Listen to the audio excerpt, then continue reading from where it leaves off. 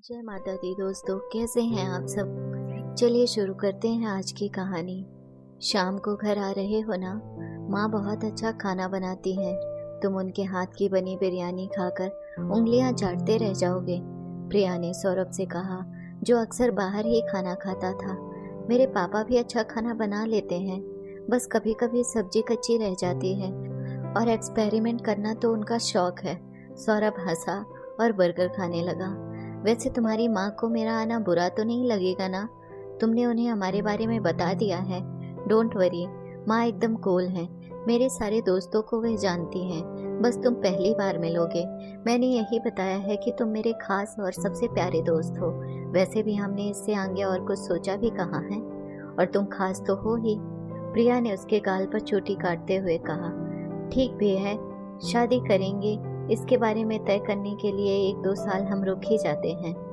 शादी हड़बड़ी में करने की चीज नहीं है। वैसे आज मुझे पता चल गया कि पापा की भी एक खास दोस्त है। मैंने उनके मोबाइल पर उनकी फोटो देखी और गलती से थोड़ी चैट भी पढ़ ली थी। ऐसे मत देखो, मैं उन्हें पूरा स्पेस देता हूँ। उनकी प्राइवेसी में दखल देने का मेरा कोई इरादा नहीं था। अचानक नजर पड़ गई फोटो पर जो उनके स्क्रीन पर सेव है। मम्मी के जाने के बाद वह बहुत अकेले हो गए हैं। हालांकि मेरे सामने कभी जताते नहीं हैं। तुम्हारी माँ की तरह मेरे पापा भी कूल हैं और मस्त इंसान हैं। किसी बात को लेकर रोक टोक नहीं करते। समय के साथ खुद को बदलना बखूबी जानते हैं। तुम तो मिल चुकी हो उनसे, पूछते रहते हैं मुझसे कि शादी कब कर रहे हो। हाँ, अंकल के साथ बात करके मुझे बहुत मजा आता है। वैसे दोस्त है उनकी कोई, यह अच्छी बात है। साथी की कमी तो इस उम्र में ज्यादा खलती है। मैंने अपने पापा को नहीं देखा। मेरे जन्म के 6 महीने बाद ही वह माँ को छोड़कर अमेरिका चले गए, एक गोरी मैम के चक्कर में। बाद में उनका डिवोर्स हो गया। माँ ने पूरी जिंदगी मुझे बड़ा करने में निकाल दी। मैं उन्हें अकेला नहीं छोड़ना चाहती। शादी के बाद वह मेरे साथ ही रहेंगे। प्रिया बीती बातों में गुम हो गई। एक दर्द उसके चेहरे पर उभर आया। हेलो बेटा। शाम को जब सौरभ प्रिया के घर पहुंचा तो उसकी माँ ने स्वागत किया। पल भर को वह हक्का बक्का सा खड़ा उन्हें देखता रह गया। हैरानी उसके चेहरे पर साफ झलक रही थी। टी शर्ट और कैपरी में वह प्रिया की माँ कम बहन ज्यादा लग रही थी। बालों में यहाँ वहां से झांकती सफेदी, होठों पर एक स्वाभाविक मुस्कान, झलकता अपनापन, एक गरिमामय व्यक्तित्व था उनका। सौरभ को अपनी माँ याद आ गई। शायद हर माँ एक जैसी ही होती है। उसे यूं हैरान खड़ा देख प्रिया बोली, मेरी माँ को देख चौंक गए ना, है ना, एकदम स्टाइलिश मेरी बड़ी बहन लगती है। हाँ हाँ, सौरभ ने किसी तरह खुद को नॉर्मल बनाए रखा। उसके बाद तो वह बिरयानी के साथ दही भल्ले और दम आलू का लुत्फ उठाने के साथ साथ बातों की भी फुलझड़ियां झिलमिलाती रही। मूंग दाल का हलवा खाते हुए वह बोला, कमाल का खाना बनाती हैं आप आंटी। मेरे पापा का फेवरेट है यह हलवा। शुक्र है उस समय उनका फोन आ गया और उसके पापा के बारे में प्रिया की माँ ने कोई सवाल नहीं किया। वह भी नहीं बता पाया कि आज किसी ने पापा के लिए लंच भेजा था जिसमें मूंग दाल का हलवा था। लेकिन हलवा खाने के बाद वह जान गया कि पापा को टिफिन कौन भेजता है। उसे बाहर तक छोड़ने आई प्रिया ने पूछा, माँ को देखकर हैरान क्यों हो गए थे। उनकी स्मार्टनेस इसकी वजह तो नहीं थी, इतना तो मैं समझ सकती हूँ। पहले तो तुम कभी माँ से नहीं मिले हो। खाते समय भी तुम सहज बने रहने की कोशिश कर रहे थे, लेकिन तुम्हारे भीतर उथल पुथल चल रही थी, यह साफ पता चल रहा था। माँ ने भी जरूर नोटिस किया होगा। वह साइकोलॉजी की प्रोफेसर रही हैं और अभी भी कंसल्टेंट के रूप में कई संस्थाओं से जुड़ी हैं। वह मुझसे पूछेंगी जरूर, इसलिए बताओ मुझे क्या बात है। पापा के मोबाइल में मैंने जिसकी फोटो देखी थी वह तुम्हारी माँ है। उनकी चैट पढ़कर समझ आ गया था कि वह दोनों एक दूसरे को लंबे समय से जानते हैं और अक्सर पापा के पास जो टिफिन आते हैं वह तुम्हारी माँ ही भेजा करती है। तो इसमें परेशान होने वाली क्या बात है। अच्छा ही है, दोनों एक दूसरे को पहले से जानते हैं। तुम्हारे पापा से मैं जितनी बार मिली हूँ उससे तो लगता है कि उन्हें किसी से दोस्ती करने में देर नहीं लगती।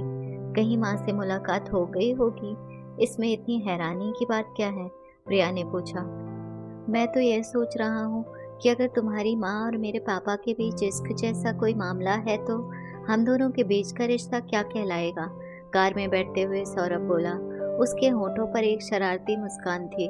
अगर उनके बीच कुछ ऐसा है तो हम अपने रिश्ते के लिए कोई यूनिक सा नाम सोच लेंगे। लेकिन माँ को अगर तुम्हारे पापा अच्छे लगते हैं तो ये मेरे लिए खुशी की बात है। उन्हें भी जीने का हक है, सही साथी के साथ। और वैसे भी हम अपने रिश्ते को लेकर सीरियस कहाँ हैं। घर पहुंचकर सौरभ ने देखा कि पापा टीवी देखते हुए मूंग दाल का हलवा खा रहे थे। इतनी शुगर आपके लिए ठीक नहीं है पापा, दोपहर में आप हलवा खा चुके हैं। अरे तू भी खाकर देख, क्या बढ़िया स्वाद है। मैं जानता हूँ, अचानक सौरभ के मुंह से निकल गया। टीवी पर ध्यान होने की वजह से पापा ने शायद सुना नहीं। पापा जो आपको टिफिन भेजती हैं, क्या आपकी वह खास दोस्त हैं? ऐसा ही समझ लो। आई होप तुम्हें कोई एतराज नहीं होगा इस बात से। बिल्कुल नहीं, मुझे बताइए ना उनके बारे में, सौरभ छोटे बच्चे की तरह मचलते हुए बोला। टीवी बंद करते हुए पापा बोले, एक डेटिंग साइट पर परिचय हुआ था हमारा। हमें एक दूसरे से बातें करना अच्छा लगा तो हम मिलने लगे। रीमा बहुत अच्छा खाना बनाती है, इसलिए किसी किसी दिन टिफिन भेज देती है। मैं उसे पसंद करता हूँ, वो भी मुझे पसंद करती है। सिर्फ दोस्ती तक रखोगे रिश्ता या कुछ और सोच रहे हैं? सोच तो रहे हैं कुछ, लेकिन रीमा की एक बेटी है, उससे भी तो पूछना होगा। ना जाने कैसे रिएक्ट करे। वह बुरा नहीं मानेगी, सौरभ बोला। तुम इतने यकीन से कैसे कह सकते हो? पापा, वह भी तो आज के जमाने की है, दकियानूसी सोच नहीं रखती होगी। जैसे मैं चाहता हूँ कि मेरे पापा खुश रहें, वैसे वह भी सोचती होगी कि उसकी माँ खुश रहे। सौरभ ने बात घुमा दी। प्रिया भी जानना चाहती थी कि माँ के मन में क्या चल रहा है। तुम और सौरभ क्या सिर्फ दोस्त ही बने रहोगे या जीवन भर साथ रहना चाहते हो?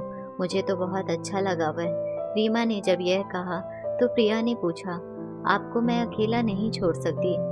आप क्या किसी का साथ नहीं चाहती? अचानक यह सवाल क्यों? रीमा ने हैरानी से पूछा। वैसे ही मन में आया तो पूछ लिया। मैंने देखा इन दिनों आप फोन पर किसी से बात करती रहती हैं और वीडियो कॉल पर भी। आपका कोई फ्रेंड है तो मुझे बता सकती हैं।